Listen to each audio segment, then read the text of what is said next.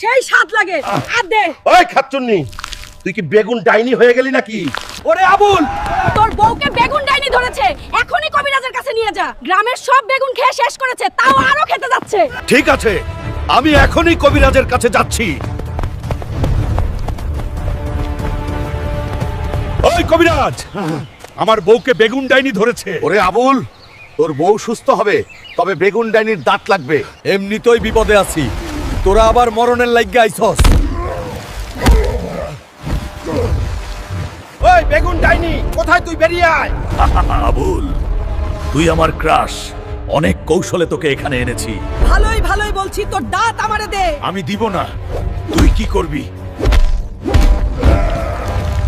বন্ধুরা সাবস্ক্রাইব এবং লাইক করে শক্তি বাড়াও। কমেন্ট করো এর কি হাল দেখতে চাও।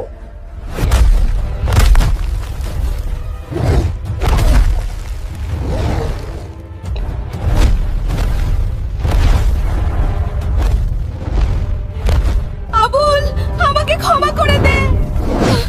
আমি এখনই আমার দাঁত তোকে দিয়ে দিচ্ছি।